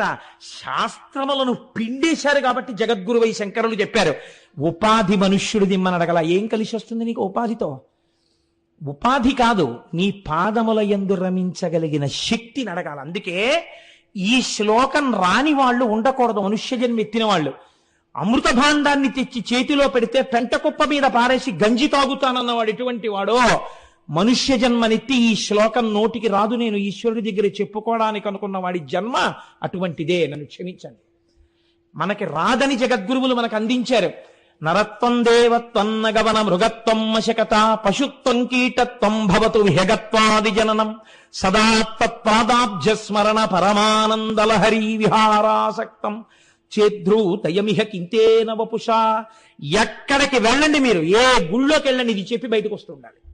అప్పుడు ఇక మీకు బాధ లేదు, అలవాటు అవుతుంది. ఈశ్వరానుగ్రహంతో ఉపాధి మారిన భక్తి వస్తుంది, దానివల్ల తరించిపోతారు, చాలదండి. కాబట్టి మనస్సుని నిగ్రహించి ఈశ్వరుడి వైపు పెట్టడం అలవాటైతే ఆ భక్తి ముహూర్తముల చేత రాదు. నేను ఏమంటే ముహూర్తం పెట్టుకుని ఇంక రేపటి నుంచి భక్తిగా ఉండానంటే అంటే అది శంకుస్థాపన కాదు, అదేం లేకపోతే గృహప్రవేశం కాదు, గుమ్మెత్తడం కాదు. భక్తిగా ఉండడం ఈశ్వరానుగ్రహం. భక్తి అంటే ఏమిటో సరిగ్గా తెలియడం ఈశ్వరానుగ్రహం. సరిగ్గా తెలిసిన భక్తి యందు మనస్సు నిలబడడం ఈశ్వరానుగ్రహం. ఆ అనుగ్రహం నా దర్శన మాత్రము చేత ఇచ్చేస్తానన్నాడు నాగనాథుడు. కాబట్టి చూడండి, ఎంత అందమైనటువంటి ఎంత గొప్ప వరాన్ని శంకరాచార్యులు వారు అడిగారో ఆ వరాన్ని మనకి కటాక్షించడానికి నాగనాథుడు ఉన్నాడు. పూర్వం తీర్థయాత్ర చెయ్యండి అని ఎందుకనేవారో తెలుసా అండి? తీర్థయాత్ర చేసే ముందు తీర్థయాత్రకి వెడుతున్నటువంటి క్షేత్రము యొక్క వైశిష్ట్యము తెలియాలి, తెలిసి చెప్పాలి. నన్ను క్షమించండి, మిమ్మల్ని ఒక మాట అడుగుతాను. కృత్తికా దీపోత్సవము అని ఒకటి జరుగుతుంటుంది. కార్తీక దీపం పెట్టారు అంటారు, తిరువన్నామలైలో కూడా పెడతారు. తిరువన్నామలైలో కార్తీక దీపం చూసినా, కార్తీక పౌర్ణమి నాడు శివాలయం దగ్గర కార్తీక దీపం చూసినా, కార్తీక పౌర్ణమి నాడు ఉపవాసాలుండి ఇంట్లో దీపాలు పెట్టామంటారు. ఇంట్లో దీపాలు పెట్టినా, మహాశివరాత్రి నాడు అర్ధరాత్రి 12 గంటలకి ఈశ్వరావిర్భావముగా ఒక జ్యోతిని చూసినా ఒక శ్లోకం చెప్తే తప్ప ఫలితము రాదు. ఒక శ్లోకం చెప్పాలి. ఆ శ్లోకం చెప్పినప్పుడు ఆ శ్లోకము యొక్క శబ్ద తరంగములు ఎంత దూరం పెడతాయో, ఆ శబ్ద తరంగములకు వినడం కాదు, శబ్ద తరంగముల యందు పడినటువంటి చీమలు పురుగులు కూడా మోక్షానికి వెళ్ళిపోతాయి. రేపు మహాశివరాత్రి నాడు ఇదే అయ్యప్ప స్వామి దేవాలయంలో ఖచ్చితంగా అర్ధరాత్రి 12 గంటలకి ఒక జ్యోతిర్లింగం, ఆనందంలో అలా అంటున్నాను, ఒక జ్యోతిర్లింగ దర్శనం మీరు చేస్తారు. అది చేసే ముందు మీ అందరికీ ఆ శ్లోకాన్ని నేర్పుతాం. ఒక 2-3 రోజుల ముందు మనందరం గొంతెత్తి ఆ శ్లోకాన్ని చెప్తాం. మహాశివరాత్రి నాడు 12 గంటలకి, జన్మానికొక్క శివరాత్రి. మనం అది బాగా జ్ఞాపకం చేసుకుని ప్రతి కార్తీక పౌర్ణమికి ఇంట్లో మీరు ఆ శ్లోకాన్ని చదువుకుందరు. కానీ ఆ శ్లోకాన్ని లింగావిర్భావం గురించి శివరాత్రికి ముందు నేను చెప్తాను కాబట్టి, అదృష్టవశాత్తు ఉత్తరాయణంలో చెప్పుకుంటున్నాం కనుక అన్ని వాటికి ముందు ఆయా విశేషాలు చెప్పుకుని ఆయా ఉత్సవాలు మనం చేసుకునే అదృష్టాన్ని ఈశ్వరుడు మనకి ఇచ్చాడు కాబట్టి అలా వాటిని చేసుకుందాం. అది కాబట్టి ఇప్పుడు మీరు మనస్సులో దాన్ని స్మరించి ఎంత సంతోషాన్ని పొందవలసినటువంటి చరిత్ర కలిగినటువంటి జ్యోతిర్లింగమో అది మీరు ఒక్కసారి అవధరించండి. జీవితంలో తప్పకుండా అందుకే తీర్థయాత్ర చేసినప్పుడు ఆయా క్షేత్రములకు వెళ్ళినప్పుడు దాని గురించి తెలుసుకుని ఏ శ్లోకం చెప్పాలో ఆ శ్లోకం చెప్పి ఏది మీరు అడగాలో అది అడగాలి అక్కడ. అంతేగాని వెళ్ళామంటే వెళ్ళాం, వచ్చామంటే వచ్చాం వల్ల ఉపయోగం ఏమిటండి? దానివల్ల ఉపయోగం ఉండదు. వెళ్ళినప్పుడు దానికి తగిన పని మీరు చేసేస్తూ ఉండాలి. అంటే మేము చేసినవన్నీ బూడిదైపోయినట్టే అనుకోకండి. మీ అమాయకత్వము చేత ఈశ్వరుడు మీకు పరిపూర్ణం చేస్తాడు దాన్ని. అది కూడా ఉంటుంది ఈశ్వర శక్తి అందు. ఇప్పుడు నేను మీకు ఘుష్మేశ్వర జ్యోతిర్లింగాన్ని విజ్ఞాపన చేస్తాను. ఇవాళతో జ్యోతిర్లింగాలు పూర్తి చేసే సమర్థతని కటాక్షించమని నేను ఇవాళ ఉదయం దక్షారామం వెళ్ళి ఈశ్వరుణ్ణి వేడుకొని వచ్చాను. కనుక ఘుష్మేశ్వర జ్యోతిర్లింగము, దీనికి నమస్కారం చేస్తూ ఒక మాట చెప్తారు పెద్దలు. ఈశ్వర, ఎన్ని జన్మల తర్వాతనో నా చేత ఈ ఉపాధిలో నువ్వు ప్రవేశించి 12 జ్యోతిర్లింగములను గురించి ఉత్తరాయణంలో ప్రసంగం చేయించావు. ఇంతమంది విని సంతోషించారు, ఇంతమంది సంతోషమునకు నా వాణిని కారణం చేశావు. అటువంటి వాక్కు నాకు ఏమీ చేత కాకపోయినా ఇచ్చి నా చేత 12 జ్యోతిర్లింగములను చెప్పించినటువంటి నీకు నేను కృతజ్ఞుడనై, దగ్గరలో ఉన్న దక్షిణ కాశీ అని కాశీలలో ఒకటిగా పిలవబడినది కనుక, వ్యాసుడంతటి వాణ్ణి అనుగ్రహించినది కనుక నేనేమివ్వగలను తండ్రి, నీ సమక్షానికి వచ్చి ఒక్కసారి శిరస్సు ఉంచి నమస్కరిస్తాను అని వెళ్ళి ఒక్కసారి నమస్కరించి వచ్చాను దక్షారామంలో ఇవాళ. కాబట్టి ఆ ఘుష్మేశ్వర జ్యోతిర్లింగం గురించి ఏమంటారో చూడండి. ఇలాపురే రమ్య విశాలకేస్మిన్ సముల్లసంతంచ జగద్వరేణ్యం వందే మహూదరతర స్వభావం ఘుష్మేశ్వరాఖ్యం శరణం ప్రపద్యే. ఈ శివలింగం గురించి చెప్పేటప్పుడు ఒక విశేషణాన్ని చెప్తున్నారు. మహూదర, ఇంకా ఆయన ఔదార్యాన్ని ఇంత అంతా అని మీరు లెక్క కట్టి చెప్పడం కుదరదు. అంతటి ఔదార్యమున్నవాడు, ఈ పని చేస్తే ఇంతిస్తాడు అని మీరు చెప్పలేరు. అంతటి ఉదార స్వభావము కలిగినటువంటి వాడు. నాకు ఒక్కొక్కసారి ఆ ఔదార్యము అన్న మాట గురించి చెప్పాలంటే అసలు ఆశ్చర్యంగా ఉంటుంది. మా దొరగారి అన్నగారు ఉన్నారు ఏలూరులో. మా దొరగారి అన్నగారు వారింట్లో, నన్ను దొరగారి ఏమనుకోకండి, ఆనందంతో చెప్పేస్తున్నాను, వారింట్లో ఒక పాలేరుని పెంచి పెద్ద చేశారు. ఆయన స్నానం చేస్తే పంచి అందించాడు, ఆయన స్నానం చేస్తే ఉత్తరీయం ఇచ్చాడు. ఆయన బయటికి ఎడుతుంటే అయ్యగారు వచ్చేవరకు ఇక్కడ కూర్చుంటానన్నాడు. ఒక కొడుకే మసిలితే ఎలా మసులుతాడో అలా మసిలాడు. ఆయన, మా దొరగారు అన్నగారు, ఆ పిల్లవాడిని ఒక కొడుకులా చూసుకున్నారు. అతనికి పుట్టిన పిల్లాన్ని MBA చదివించారు, పెద్ద ఎగ్జిక్యూటివ్ని చేశారు. ఆశ్చర్యం తెలుసా మీకు? మా దొరగారి తల్లిగారు ఈ మధ్య శరీరం వదిలిపెట్టేసేంత వరకు తల్లిగారిని కంటికి రెప్పలా సేవ చేశారు. తల్లిగారు వెళ్ళిపోయారు, ఆయన భార్య గారు వెళ్ళిపోయారు. బిడ్డలు ఆడపిల్లలు నాన్నగారండి మా దగ్గరికి వచ్చేయండి అన్నారు. ఆయన అన్నారు, అమ్మా కడుపున పుట్టకపోయినా నాతో పాటు నన్ను ఎప్పటి నుంచో చూస్తున్నారు, వాళ్ళకి మనవడు పుట్టాడు, వాళ్ళతోనే ఇక్కడ ఉండిపోతానమ్మా అని వాళ్ళని తన బిడ్డలుగా భావించి వాళ్ళతో ఉండిపోయారు.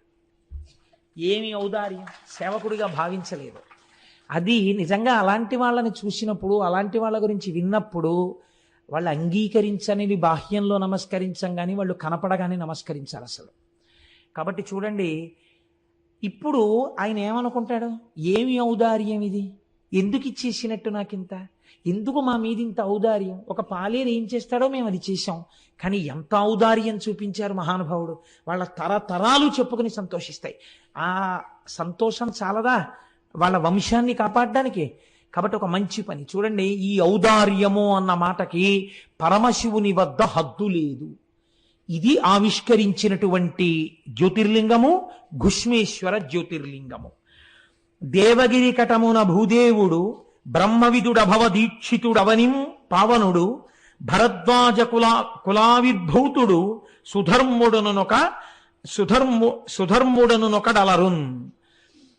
ఒకానొకప్పుడు దేవగిరి అనబడేటటువంటి పట్టణంలో సుధర్ముడు అనబడేటటువంటి గొప్ప శివభక్తుడు, త్రికాల సంధ్యావందనం అలవాటైన వాడు, నిరంతరము శివ పార్థివేశార్చనకు అలవాటు పడినటువంటి మనస్సున్నవాడు, భగవంతుని యందు మనస్సు రమించడం చేత తనకిది ఉన్నదని కానీ తనకిది లేదని కానీ ఎన్నడూ భావన చెయ్యనివాడు, తనకి ఒకటి లేకపోవడం కూడా ఈశ్వరానుగ్రహమే అని అనుకోగలిగినటువంటి సంపన్నత కలిగిన హృదయం ఉన్నవాడు. ఇది చాలా కష్టం అండి. ఈశ్వరుడు ఒక్కొక్కరికి ఒకటి ఇవ్వడు. లోకం ఏమంటుందంటే వాళ్ళకి ఇది లేదంటుంది, కానీ వాళ్ళంటారు ఈశ్వరుడు మమ్మల్ని ఉద్ధరించడానికి మాకు అది ఇచ్చి ఉండకపోవచ్చు అంటారు. అది వాళ్ళ భక్తి. వాళ్ళ భక్తి నీకేం తెలుసు వాళ్ళని అలా అని నువ్వు పాపం మూట కట్టుకుంటున్నావు. కాబట్టి ఇప్పుడు అటువంటి భక్తుడు ఒకడున్నాడు. ఆయనకి సుదేహ అని ఒక భార్య ఉన్నది. ఆమె మహాసౌశీల్యవతి, భర్తని నిరంతరము ధర్మమునందు అనువర్తించేటటువంటి స్వభావము కలిగినటువంటి తల్లి. చాలా కాలం ఇలా ఉంటుండగా వీళ్ళిద్దరికీ బిడ్డలు కలగలేదు. బిడ్డలు కలగకపోతే ఈ భార్య వెళ్ళి భర్త దగ్గర బాధపడింది. ఏమంటే మన తర్వాత వంశం నిలబడడానికి, పూజామందిరంలో పూజ చేయడానికి ఇంట్లో వండిన పదార్థం ప్రేమతో అమ్మా అని పిలిచి తినడానికి బిడ్డలు లేరు. ఈ తల్లితనం లేకపోవడం నాకు చాలా బాధగా ఉంది. అందుచేత మనకి బిడ్డలు లేనటువంటి ఈ లోటు ఎలా పూడుతుంది అని భర్త దగ్గర ఏడ్చింది. ఆయన ఏమనాలండి? నిజమే, ఈ లోటు ఎలా పూడుతుంది, మనకి బిడ్డలు కలగట్లేదు అనాలి. కానీ ఆయన ఎంత గొప్ప మాట అన్నాడో తెలుసా అండి భార్యతో? ధీరుడుగాన, ధీరత్వం అంటే జ్ఞానమునందు రమించేటటువంటి స్వభావం, అటువంటి బుద్ధి ఉన్నవాడు కాబట్టి ధీరుడుగాన తత్పతి మదింగనకెట్టి విచారమున్ మహోదారతతో ఇటుల్నడు తన్విరో వందురనేల ఇట్టు లెవ్వారికి నెవ్వారౌదురిలా బంధువులెవ్వరు తల్లిదండ్రులెవ్వారలు పుత్రులెవ్వరిక స్వార్థపరంబు జగంబు సర్వమున్. ఏమిటే నీ వెర్రి? ఎవరు ఎవరికి తల్లిదండ్రులు, ఎవరెవరికి బిడ్డలు, ఎవరి స్వార్థం వాళ్ళది. కలిసినవి విడిపోతుంటాయి. పట్టు విడిపే ఈ లోకమునకు ఉన్నటువంటి స్వభావం.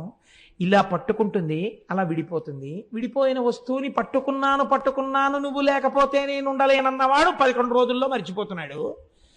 మరిచిపోయేవాడు సంతోషంగా తిరిగేస్తున్నాడు. వాడికి మళ్ళీ నువ్వు లేకపోతే నేను ఉండగలనా అని చెప్పిన వాడు ఎవడున్నాడో వాడు సంవత్సరం తర్వాత ఎవరు లేకపోతే ఉండలేనన్నాడో వాళ్ళ తిథిని గుర్తు చేయడానికి ఇంటి పురోహితుడు వచ్చి గుర్తు చేస్తే తప్ప తద్దినం పెట్టని వాడయి ఉన్నాడు. అంతటి కృతజ్ఞమే ఈ లోకం. అటువంటి బిడ్డల కోసం, దేనికోసం నీకు ఈ అలజడి? నువ్వు ఈ సంబంధాన్ని ఈశ్వరుడు ఎందు పెట్టు. నువ్వు తరిస్తావు, నేను తరిస్తాను. అవన్నీ ప్రతిబంధకాలు తరించడానికి, ఏమో తొందరగా మనల్ని లాగేయడానికి, ఏ అడ్డు లేకుండా చేసేయడానికి, తొందరగా తన వైపు ఈడ్చి పారాయడానికి ఈశ్వరుడు అసలు సంతానం లేకుండా చేశాడేమో. లేవంటావెందుకు, ఏది మనకి ఇవ్వడానికి అది లేకుండా చేశాడో ఈశ్వరుడు యందు మనస్సు పెట్టన్నాడు. అంటే పాపం ఆవిడ సర్దుకుంది మనస్సు, కానీ లోకం అనేటటువంటి ఒక వస్తువు ఉంది కదండి, దీనికి అనవలసిన మాట అనరాని మాట అన్నది తెలియదు. ఇతరుల్ని బాధించి బతకడం కలియుగంలో లక్షణం. ఎందుకని చిత్తవృత్తులు రాక్షసులై ఉన్నాయి. ఇంత మాట అనడమా, ఆ మాట ఎంత ప్రమాదానికి ఎడుతుంది, ఎంత బాధపడతారని ఆలోచించకుండా మాట్లాడతారు. కాబట్టి ఈవిడ ఒకసారి పొరిగింటికి వెళ్ళి ఏదో పేరంటం జరుగుతున్నప్పుడు ఏదో వాదులాట వచ్చింది స్త్రీల మధ్య.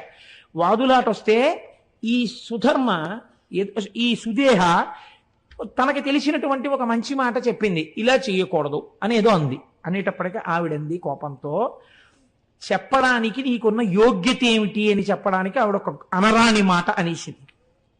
దుడ్డు కలుగొనేమో గొడ్డుదానవు నీవు, తినుటకెవ్వరేని దిక్కులేరు, బిడ్డలున్న దాన్న పేర్మినాకెనయవుదే, తల్ల క్రిందులగుచు తపసుకొనిదా. ఏమిటి నువ్వు మాట్లాడేది, నువ్వు గొడ్రాలివి. ఎంత ఉంటే ఏమిటి, దుడ్డు కలుగునేమో, నీకు డబ్బు ఉందేమో, మీ తర్వాత తినడానికి ఎవడున్నాడు, రాజులు పట్టుకెడతారా సొమ్ము.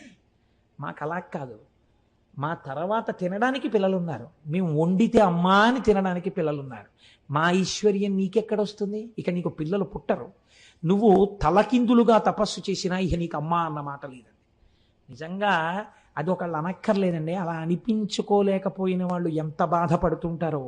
నాకు ఈ పద్యం చెప్పడానికి ఇవ్వాలి, నేను ఇక్కడికి వచ్చి కూడా పుస్తకం తిప్పా, దీన్ని ఆపి చెప్పడం ఏమైనా కుదురుతుందా అని. అలా కుదరదు అని నిర్ధారించుకున్న తర్వాత మాత్రమే నేను ఈ మాట చెప్పవలసి వచ్చింది. ఇలాంటి పద్యాన్ని కథాంతర్గతంగానైనా చెప్పినందుకు సిగ్గుతో తలంచుకుంటున్నాను. ఎందుచేతనంటే అది ఒక స్త్రీ మనస్సుని ఎంత బాధ పెడుతుందో నాకు తెలుసు. ఆ మాట అనరాదు. ఆ మాట అంది, పాప ఆవిడ చాలా బాధపడింది. చాలా పద్యానికి అంతకన్నా వ్యాఖ్యానం అనవసరం. కాబట్టి ఇప్పుడు ఎవరికి చెప్పుకుంటుంది, భర్తకి వెళ్ళి చెప్పింది, నాకు బిడ్డలు పుట్టరా, నాకు అమ్మా అన్న మాట లేదా అని అడిగింది. అడిగితే ఆయన అన్నాడు, నువ్వు బిడ్డలు పుట్టరా అని నేను ఎంత చెప్పినా నీ మనస్సు ఈశ్వరుడు ఎందుకు చేర్చుకోలేకపోతున్నావు, మళ్ళీ మళ్ళీ అటువైపుకి ఎందుకు పెడతావు, ఎందుకు ఆ దుఃఖం, దానివల్ల ఏమిటి కలుస్తుంది నీకు బిడ్డలు కలుగుతారో కలగరో, నేను దోషము నీదో లేకపోతే దోషము నాదో, ఒకవేళ ఈశ్వరుడు బిడ్డలు నీ దోషము వలనే కలగకుండా ఉంటున్నారో తేల్చడానికి ఒక పరీక్ష పెడతాను, ఈశ్వరుణ్ణి అడుగుతాను, ఇది భక్తి అంటే అని ఆవిడికి చెప్పకుండా ఆయన ఒక పరీక్ష పెట్టాడు. 2 పూలదండలు తెచ్చి భగవంతుడి యొక్క పాదముల దగ్గర పెట్టాడు. 2 విరుల దండలు శివుని దండన నుంచి తీయు కోమలాంగి పడతి, ఒకటి తీయుమనిన ఇష్టకుసుమము బాసి ఈవలి పుష్పంబుగొనిన పెదవి విరిచే కోవిదుండు. 2 పువ్వులు పెట్టేని శివుడికి ఒక విజ్ఞాపన చేశాడు. ఒకవేళ నా యందు బిడ్డలు పుట్టడానికి దోషముండి ఉంటే, లేదా అంటే మా దంపతుల యందు సంతానము కలగక మా ఇద్దరికి అమ్మా అని ఆవిడ, నాన్న అని నేను అనిపించుకోవడం సాధ్యం కాకపోతే ఈ దండ ముట్టుకుంటుంది. ఒకవేళ మాకు అలా అనిపించుకునే అదృష్టం రాశి పెట్టి ఉంటే ఈవిడ ఆ దండ ముట్టుకుంటుంది అని, ఇది ఈశ్వర నీ సంకల్పాన్ని చెప్పేయాలి. మాకు సంతానాన్ని ఇద్దామనుకుంటున్నావో అనగా మా ఇద్దరికీ కలిపి ఇవ్వననుకుంటున్నావో చెప్పేయి అని 2 దండలు పట్టి, నువ్వు ఇక నన్ను ఎన్నడో నాకు బిడ్డలు కలగరా అని అనరాదు, ఇది ఈశ్వర శాసనం, ముట్టుకో అన్నాడు. ఆయన ఏ దండ ముట్టుకుంటే పిల్లలు పుడతారని సంకల్పం చేశాడో అది విడిచిపెట్టి 2వ దండన ఆవిడ తీసింది.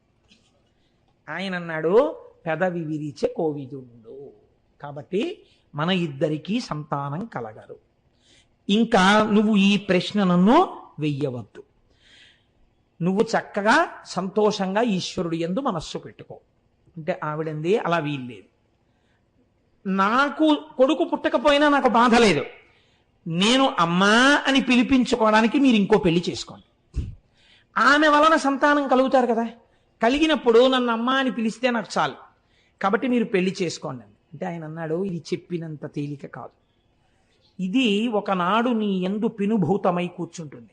ఏమవుతుందో తెలుసా, అనవిని ఇప్పుడు ఇట్టులే నీవనెదవు వేరోర్తి పెండ్లియాడిన సవతింగని పోరుసేతువెంతయో అనుమానము లేదు పెండ్లి ఆడను మరలన్.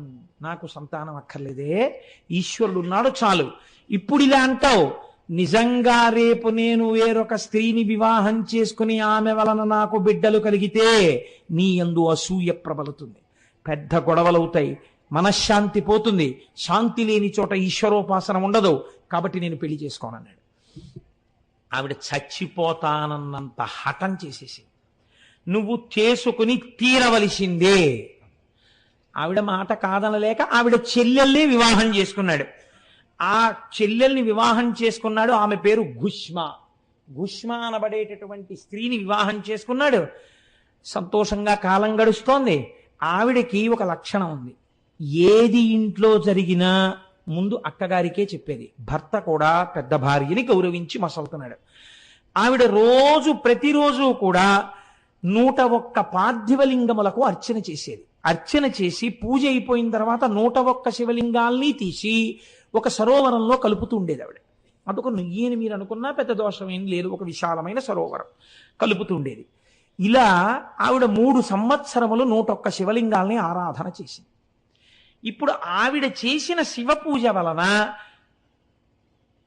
ఆయనకి కూడా నాన్న అని పిలిపించుకునే అదృష్టం వచ్చి ఒక చిత్రం జరిగింది. అంటే 101 శివలింగాల్ని 30 రోజులు పూజ చేస్తే 30 రోజులు పూజ చేయడానికి ఒక స్త్రీకి అధికారం ఉండదు, కాబట్టి కొద్ది రోజులు తగ్గితే ఓ దగ్గరగా ఓ 3000 దగ్గరలో అవుతాయి. 3 ఏళ్లు పూజ చేస్తే ఇంటూ 36, మామూలుగా అయితే 1,09,080 శివలింగాల్ని పూజ చేయాలి.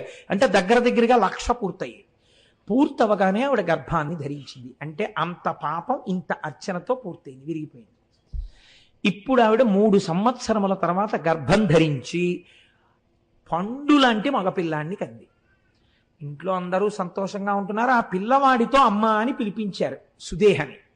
ఆవిడ కూడా చాలా సంతోషంగా ఉంటుంది. ఆ పిల్లవాడు పెద్దవాడు అవుతున్నాడు, ఈయన కొడుకు కూడా పుట్టేశాడని ఇంకా భగవంతుడి యందు మనస్సు పెట్టేసుకున్నాడు. నాకు బిడ్డనిచ్చిన వాడెవడో వాడిని, ఆ బిడ్డని కూడా రక్షిస్తాడు, చాలు కొడుకు కూడా పుట్టాడు, ఇంకా ఏమిటి, మెల్లిగా మనస్సును ఈశ్వరుడు యందు చేర్చేయాలని ఈవిడ రోజు 101 శివలింగాల్ని ఆరాధన చేయడం అలాగే చేస్తాం. ఇలా కొన్నాళ్ళు జరిగిపోతే ఆ పిల్లాడికి యుక్త వయస్సు వచ్చేసింది వివాహానికి. వాడికో సంబంధం చూశారు, మంచి ఐశ్వర్యవంతులైన బ్రాహ్మణుల యొక్క సంబంధం కుదిరింది. ఈ పిల్లాన్ని వివాహం చేశారు. మంచి కోడలు ఇంటికి వచ్చింది. ఇక్కడ ఒక చిన్న ఇబ్బంది వచ్చింది.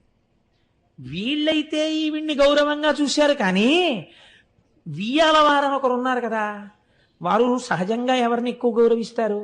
ఆ పిల్లవాడి యొక్క సొంత తల్లి, కన్న తల్లి ఎవరో ఆవిడికి పెద్దపీట వేశారు వాళ్ళు.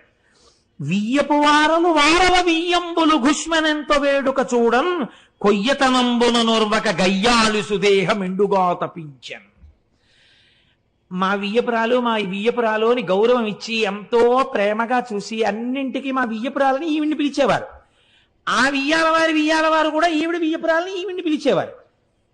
ఎంతైనా నేను వియ్యపురాలని కాను, కన్న తల్లి కాబట్టి అదే వియ్యపురాలు, చూశావా నేను కాలేకపోయానన్న కక్ష పెరిగిపోయింది. అసూయ ప్రబలడానికి ఇది హేతువైనది.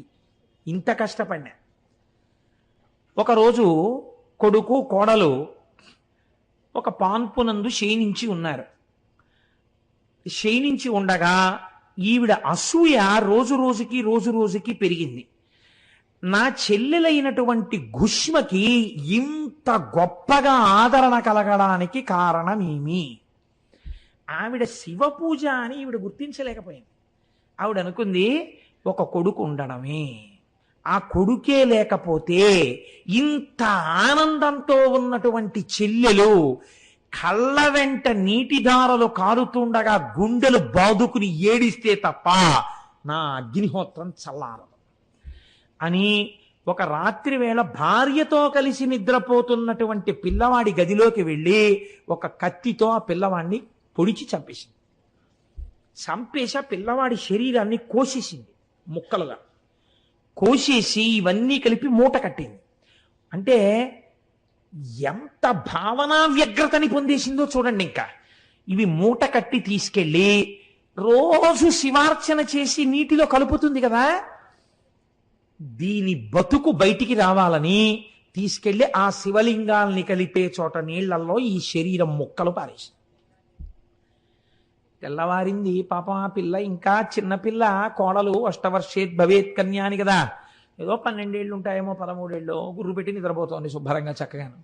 తెల్లవారింది, లేచింది. ఈలోగా తెల్లవారకట్ట లేచి నదీ తీరానికి వెళ్ళిపోయాడు. ఆయన సంధ్యావందనం చేసుకుని ధ్యానం చేసుకోవడానికి గుళ్ళో. ఈవిడేమో కూర్చుని 101 లింగాల్ని అర్చన చేస్తోంది. ఆ పిల్ల నిద్ర లేచి చూసింది. తన ఒంటి మీద పక్క మీద నెత్తురు అట్టలు కట్టేసి ఉంది. తన భర్త శరీరంలో కొన్ని భాగాల యొక్క ముక్కలు మంచం మీద పడున్నాయి. ఆవిడిది చూసి గొల్లు గొల్లు గొల్లు గొల్లుని ఏడుస్తోంది కోడలు.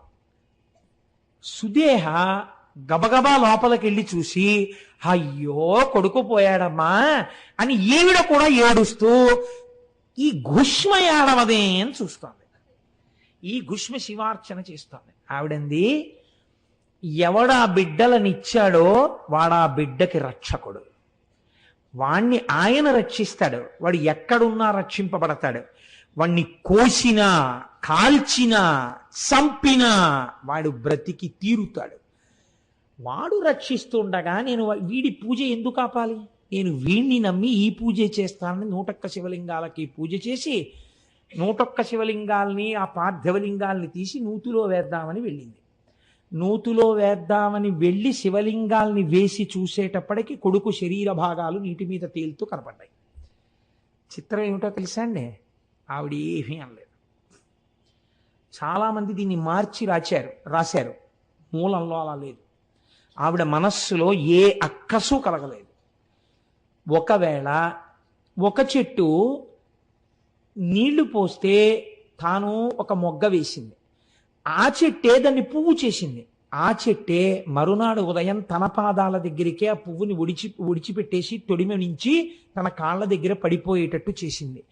నా శంకరుడు నా ఇంట పువ్వు పూయించి తన పాదాల దగ్గరే ఇలా తీసుకుని ఉంటే నేను దాన్ని అడగను. ఈశ్వరుడు తీసుకెళ్ళిపోవాలని సంకల్పం చేస్తే నాకు ఆమోదయోగ్యమే అని వెళ్ళిపోతాను. ఇది శివుడు తట్టుకోలేకపోయాడు. అది విచిత్రం. ఈ భక్తిని శివుడు భరించలేకపోయాడు. భరించలేక అమ్మా అమ్మా అంటూ పిల్లవాడు వచ్చేసాడు. వచ్చేసి వాడు అన్నాడు, ఈవిడ అడగలేదు.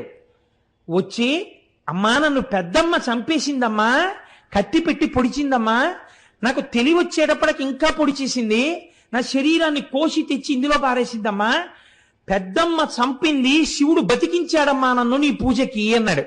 ఆవిడంది ముక్కు మీద వేలేసుకుని యవనిదయన్ కొడుకేర్పడ అవికల కృపుడతడె సాకు అర్భకు భక్తోత్సవకరుండని పేరొందిన శివుడు మహాకాలమూర్తి సిద్ధం బిందున్.